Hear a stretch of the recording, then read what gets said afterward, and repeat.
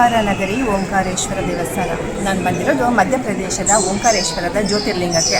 ಇದು ಜ್ಯೋತಿರ್ಲಿಂಗಗಳಲ್ಲಿ 4ನೇ ಜ್ಯೋತಿರ್ಲಿಂಗ ಓಂಕಾರೇಶ್ವರನದು. ಓಂಕಾರೇಶ್ವರ ಅನ್ನೋದು ಯಾಕೆ ಹೇಳ್ತಾರೆ ಅನ್ನೋದಾದರೆ, ಇಲ್ಲಿ ನರ್ಮದಾ ನದಿ ಒಂದು ದ್ವೀಪವನ್ನು ಉಂಟು ಮಾಡಿದೆ. ಆ ದ್ವೀಪ ಇರೋದು ಮಂದಾತ ಅನ್ನೋ ಪರ್ವತದ ಮೇಲೆ, ಅಥವಾ ಮಂದಾತ ಅನ್ನೋ ಐಲ್ಯಾಂಡ್ ಅಂತ ಹೇಳ್ತಾರೆ. ಅದು ಓಂಕಾರ ರೂಪದಲ್ಲಿರೋದ್ರಿಂದ ಇದಕ್ಕೆ ಓಂಕಾರೇಶ್ವರ ಅಂತಲೇ ಕರೀತಾರೆ. ಈಗ ಬೆಳಗ್ಗೆ 5 ಗಂಟೆಗೆ ನಾನು ಈಗಾಗಲೇ ಹೊರಟು ದೇವಸ್ಥಾನಕ್ಕೆ ಬಂದಿದ್ದೀನಿ. ಅಂದರೆ ಬೆಳಗ್ಗೆ 4 ಗಂಟೆಯಿಂದಲೇ ಶುರು ಆಗುತ್ತೆ ಇದು ದರ್ಶನಕ್ಕೆ. ಮತ್ತು ಫ್ರೀ ಎಂಟ್ರಿ ಕೂಡ ಇದೆ, ಮತ್ತು ಸ್ಪೆಷಲ್ ಟಿಕೆಟ್ ಕೂಡ ಇದೆ. 300 ರುಪೀಸ್ನ ಸ್ಪೆಷಲ್ ಟಿಕೆಟ್ ಉಂಟು. ಮತ್ತು ಪೂಜೆ ಗೀಜೆ ಅಂತ ಮಾಡಿಸ್ಬೇಕು ಅಂತಂದರೆ ಬೆಳಗ್ಗೆ ನಾವು ಬೇಗ ಬರಬೇಕು. ಜಲಾಭಿಷೇಕ ಅದನ್ನೆಲ್ಲ ಕೂಡ ಮಾಡಿಸ್ತಾರೆ. ದೇವಸ್ಥಾನದ ವತಿಯಿಂದಲೂ ಕೂಡ ಇದನ್ನೆಲ್ಲ ನಡೆಸ್ತಾರೆ. ನಾವು ಇದಕ್ಕೋಸ್ಕರ ಬೇರೆ ಕಡೆ ಟಿಕೆಟ್ ತೊಗೊಂಡೇ ಬರಬೇಕು.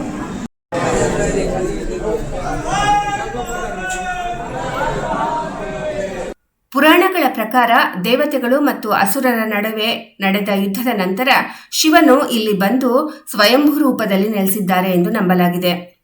ಗರ್ಭಗುಡಿಯಲ್ಲಿ ಓಂಕಾರೇಶ್ವರನು ಚಿಕ್ಕದಾಗಿರೋ ಶಿವಲಿಂಗ ರೂಪದಲ್ಲಿ ನೆಲೆಸಿದ್ದಾನೆ. ಮೇಲ್ಗಡೆ ಪಾರ್ವತಿ ದೇವಿ ಇದ್ದಾಳೆ. ಅದರ ಹಿಂದಿನಿಂದ ಗೋಮುಖದಿಂದ ನೀರು ಯಾವಾಗಲೂ ಶಿವನ ಮೇಲೆ ಸುರಿಯುತ್ತಾನೆ ಇರುತ್ತೆ. ಮತ್ತೆ ಓಂಕಾರೇಶ್ವರ ದೇವಸ್ಥಾನ 5 ಅಂತಸ್ತಿನದ್ದು. ಮೊದಲನೇದು ಓಂಕಾರೇಶ್ವರ, 2ನೇದು ಮಹಾಕಾಲೇಶ್ವರ, 3ರಲ್ಲಿ ಗುಪ್ತೇಶ್ವರ, 4ನಲ್ಲಿ ಸಿದ್ಧನಾಥೇಶ್ವರ, 5ರಲ್ಲಿ ಧ್ವಜೇಶ್ವರ ಎಂದು. ಆದರೆ ನಾವು ಹೋಗಿರುವಂತಹ ಭಕ್ತರಿಗೆ ಕೇವಲ ಓಂಕಾರೇಶ್ವರ ಹಾಗೂ ಮಹಾಕಾಲೇಶ್ವರನಲ್ಲಿಗೆ ಮಾತ್ರನೇ ದರ್ಶನ ಉಂಟು. ಮೇಲ್ಗಡೆ 3ಅನ್ನು ಕ್ಲೋಸ್ ಮಾಡಿ ಇಟ್ಟಿದ್ದಾರೆ.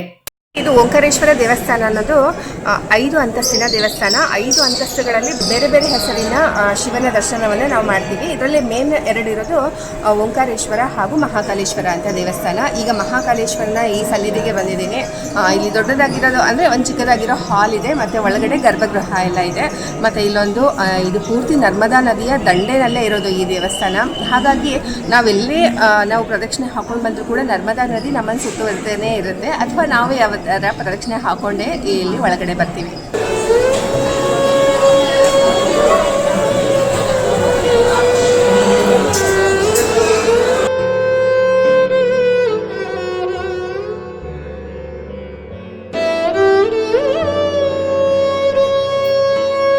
ಇನ್ನು ಓಂಕಾರೇಶ್ವರಕ್ಕೆ ಹೇಗೆ ಬರಬಹುದು ಅನ್ನೋದಾದ್ರೆ, ಹತ್ತಿರದ ಏರ್ಪೋರ್ಟ್ ಇಂದೋರ್, ಅಲ್ಲಿಂದ 80 ಕಿಲೋಮೀಟರ್ ಆಗುತ್ತೆ. ಬೈ ಟ್ರೈನಿಂದ ಬರಬೇಕು ಅಂತಂದ್ರೆ ಇಂದೋರ್ ಅಥವಾ ಖಾಂಡ್ವಾ ನಗರದಿಂದ ಬರಬಹುದು. ಇಲ್ಲಿಂದ ಒಳ್ಳೆ ಕನೆಕ್ಟಿವಿಟಿ ಇರುತ್ತೆ. ಆದರೆ ಓಂಕಾರೇಶ್ವರ ರೈಲ್ವೆ ಸ್ಟೇಷನ್ ಕೂಡ ಇದೆ, ಆದರೆ ಅದು ಒಳ್ಳೆ ಕನೆಕ್ಟಿವಿಟಿ ಇರಲಾರದ್ರಿಂದ ನಾನು ಬಂದಿರೋದು ಖಾಂಡ್ವಾ ನಗರದಿಂದ. ಖಾಂಡ್ವಾದಿಂದ ನಾನು ಡೈರೆಕ್ಟ್ ಆಗಿ ಬಂದು ಅಲ್ಲಿಂದ ನಾವು ಬಸ್ಸಿಂದ ಓಂಕಾರೇಶ್ವರಕ್ಕೆ ಬಂದಿದ್ದೀನಿ. ಓಂಕಾರೇಶ್ವರದಲ್ಲಿ ಸ್ಟೇ ಮಾಡಬೇಕು ಅಂದ್ರೆ ಇದೊಂದು ಯಾತ್ರಾ ಸ್ಥಳವಾಗಿರೋದ್ರಿಂದ ಇಲ್ಲಿ ಅನೇಕ ಧರ್ಮಶಾಲೆಗಳು, ಬಜೆಟ್ ಫ್ರೆಂಡ್ಲಿ ಹೋಟೆಲ್ಗಳು, ಲಕ್ಸುರಿಯಸ್ ಹೋಟೆಲ್ಗಳು ಕೂಡ ತುಂಬಾ ಇದಾವೆ. ನಾನು ಹೇಳಿದಿರೋ ಹೋಟೆಲ್ ಬಗ್ಗೆ ಸಂಪೂರ್ಣ ಮಾಹಿತಿಯನ್ನು ನಾನು ಮುಂದಿನ ವಿಡಿಯೋದಲ್ಲಿ ಕೊಡ್ತಾ ಇದ್ದೀನಿ. ಈಗ ದರ್ಶನ ಮುಗಿಸ್ಕೊಂಡು ಹೊರಗಡೆ ಬಂದಿದ್ದೀನಿ. ನಾನು ಎಕ್ಸಾಕ್ಟ್ಲಿ 1 ಅವರ್ನಲ್ಲಿ ನಾನು ಹೊರಗಡೆ ಬಂದೆ, ಯಾಕಂದರೆ ನಾನು ಬೆಳಗ್ಗೆ ಬೇಗ ಬಂದಿದ್ದೆ. ನೀವೇನಾದರೂ 5 ಗಂಟೆಗೆ, ಅಂದರೆ ಇದು 4 ಗಂಟೆಗೆ ಶುರು ಆಗುತ್ತೆ ದೇವಸ್ಥಾನ, ನಾನಂತೂ 5 ಗಂಟೆಗೆ ಬಂದಿದ್ದೆ. 5 ಗಂಟೆಗೆ ನಾನು ನಿಂತ್ಕೊಂಡ್ರೆ ನಾರ್ಮಲ್ ಲೈನಲ್ಲೇ ನಿಂತ್ಕೊಂಡು 1 ಅವರ್ನಲ್ಲಿ ನಾನು ಹೊರಗಡೆ ಬಂದೆ. ಮತ್ತು ಇಲ್ಲಿ ಬಂದಮೇಲೆ ಈ ಕಡೆ ನೋಡಿ, ನಾನು ಈ ಕೆಳಗಡೆ ಬಂದಿದ್ದೀನಿ. ಇದೆಲ್ಲ ನರ್ಮದಾ ನದಿ. ನಾವು ಇಲ್ಲಿಂದ ಬೋಟಿಂಗ್ ಕೂಡ ಮಾಡ್ಬೋದು. ಒಂದು 2-3 ಪ್ಲೇಸಸ್ನ ತೋರಿಸ್ಕೊಂಡು ಬರ್ತಾರೆ. ಮತ್ತು ನಾವು ಆ ಕಡೆ ದಂಡೆಗೂ ನಾವು ಹೋಗಬೇಕು. ಓಂಕಾರೇಶ್ವರಕ್ಕೆ ಬಂದಾಗ ಮಮಲೇಶ್ವರ ದೇವಸ್ಥಾನಕ್ಕೂ ಭೇಟಿ ನೀಡುವುದು ಬಹಳ ಮುಖ್ಯ. ಇದು ನರ್ಮದಾ ನದಿಯ ಇನ್ನೊಂದು ತೀರದಲ್ಲಿದೆ. ಕೆಲವು ಭಕ್ತರ ಪ್ರಕಾರ ಈ ದೇವಸ್ಥಾನವೇ ನಿಜವಾದ ಜ್ಯೋತಿರ್ಲಿಂಗ ಎಂದು ಕೂಡ ನಂಬುತ್ತಾರೆ. ನಡ್ಕೊಂಡು ಬಂದಮೇಲೆ ಲೆಫ್ಟ್ ಸೈಡಲ್ಲಿ ಹೋದರೆ ಮಮಲೇಶ್ವರ ಟೆಂಪಲ್ ಇದೆ, ಮತ್ತು ರೈಟ್ ಸೈಡಲ್ಲಿ ಗೋಮುಖ ಘಾಟ್ ಇದೆ.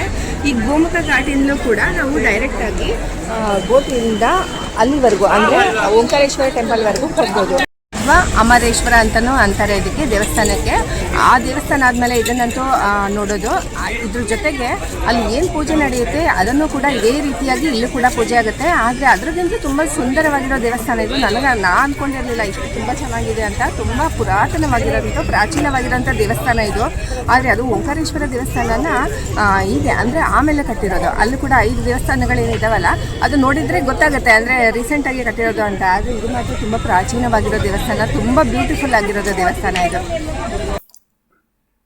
ಮಮಲೇಶ್ವರನಿಗೆ ಅಮರೇಶ್ವರನಂತನೂ ಕನ್ನಡ ಕರೀತಾರೆ. ಓಂಕಾರೇಶ್ವರನ ದರ್ಶನದ ನಂತರ ಇದರ ದರ್ಶನ ಆದರೆ ಮಾತ್ರನೇ ನಿಮ್ಮ ಜ್ಯೋತಿರ್ಲಿಂಗದ ಯಾತ್ರೆ ಪೂರ್ಣ ಆದಂತೆ. ಹಾಗಾಗಿ ಓಂಕಾರೇಶ್ವರ ಶಿವಲಿಂಗವೇ 2 ಭಾಗಗಳಾಗಿವೆ. ಒಂದು ಓಂಕಾರೇಶ್ವರ ಹಾಗೂ ಇನ್ನೊಂದು ಮಮಲೇಶ್ವರ. ಹಾಗಾಗಿ ಇದನ್ನು ಒಂದೇ ರೀತಿಯಾಗಿ ಪೂಜೆ ಮಾಡಲಾಗುತ್ತೆ. ಪುರಾಣಗಳ ಪ್ರಕಾರ ವಿಂಧ್ಯ ಪರ್ವತವು ಮೇರು ಪರ್ವತಕ್ಕಿಂತ ಎತ್ತರವಾಗಿ ಬೆಳೆಯಬೇಕೆಂಬ ಅಹಂಕಾರದಿಂದ ಶಿವನನ್ನು ಕುರಿತು ತಪಸ್ಸು ಮಾಡಲು ತೊಡಗುತ್ತಾನೆ. ಆ ಸಮಯದಲ್ಲಿ ಶಿವನನ್ನು ಪೂಜಿಸಲು ವಿಂಧ್ಯನು ನರ್ಮದಾ ನದಿಯ ತೀರದಲ್ಲಿ ಮಣ್ಣಿನಿಂದ ಶಿವಲಿಂಗವನ್ನು ಮಾಡುತ್ತಾನೆ. ಶಿವನು ವಿಂಧ್ಯನು ಮಾಡಿದ ಆ ಲಿಂಗದಲ್ಲಿ ಓಂಕಾರೇಶ್ವರನಾಗಿ ನೆಲೆಸಿ ಎತ್ತರವಾಗಿ ಬೆಳೆಯುವ ವರ ನೀಡುತ್ತಾನೆ. ವಿಂಧ್ಯ ಪರ್ವತದ ವಿಪರೀತ ಬೆಳವಣಿಗೆಯಿಂದ ಸೂರ್ಯಚಂದ್ರರಿಗೆ ದೇವಾನುದೇವತೆಗಳಿಗೆ ಸಂಚಾರಕ್ಕೆ ತೊಂದರೆಯಾಗುತ್ತದೆ.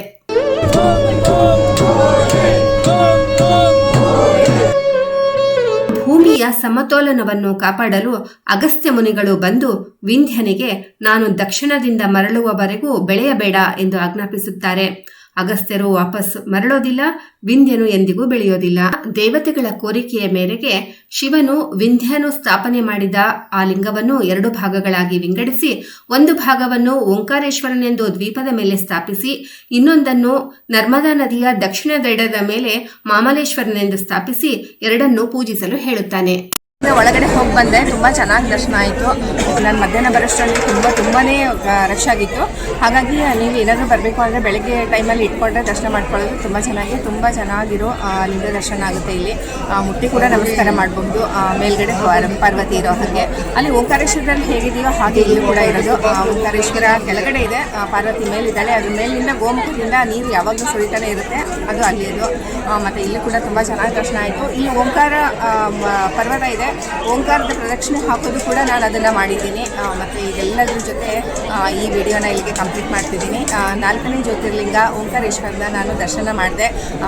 ತುಂಬ ಜ್ಯೋತಿರ್ಲಿಂಗ ಅಂದರೆ ಇಲ್ಲಿಯ ಒಂದು ಶಕ್ತಿ, ಇಲ್ಲಿಯ ಒಂದು ಊರ್ಜಾ ಅಂತ ಏನು ಹೇಳ್ತಾರಲ್ಲ, ಅದು ತುಂಬಾ ಚೆನ್ನಾಗಿರುವಂಥದ್ದು. ಇಲ್ಲೂ ನರ್ಮದಾ ನದಿ, ಅದ್ರ ಪಕ್ಕದಲ್ಲೇ 2 ಶಿವಲಿಂಗಗಳು, 2 ಜ್ಯೋತಿರ್ಲಿಂಗಗಳು ಎರಡೂ ಸೇರಿ ಒಂದೇ ಆದರೂ ಕೂಡ ತುಂಬಾ ಚೆನ್ನಾಗಿ ನಮಗೆ ಒಂದು ಒಳ್ಳೆಯ ಒಂದು ಫೀಲ್ ಕೊಡುವಂಥದ್ದು.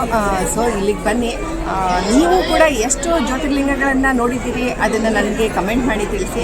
ಮತ್ತು ಮುಂದಿನ ವಿಡಿಯೋದಲ್ಲಿ ಭೇಟಿಯಾಗೋಣ. ಅಲ್ಲಿವರೆಗೂ ಶಂಭೋ ಶಂಕರ. ಈ ರೀತಿಯ ಪರಿಕ್ರಮ ಅಂದರೆ ಪ್ರದಕ್ಷಿಣೆ ಮಾರ್ಗ ಈ ರೀತಿ ಇದೆ. ಆದಿಶಂಕರರು ಇಲ್ಲಿ ಗೋವಿಂದ ಭಗವತ್ಪಾದರನ್ನು ಹುಡುಕೊಂಡು ಬರ್ತಾರಂತೆ ಇಲ್ಲಿಗೆ ತಮ್ಮ ಗುರುಗಳನ್ನಾಗಿ ಸ್ವೀಕರಿಸಲು. ಕಣ್ರಿ, ಯಾವಾಗ ಎಲ್ಲಿಯ ಕಾಲಡಿ, ಎಲ್ಲಿಯ ನರ್ಮದಾ ನದಿಯ ಈ ತೀರ, ಕಾವೇರಿ, ಇದು ನರ್ಮದೆ. ಹೇಗಿದೆ ವ್ಯೂ?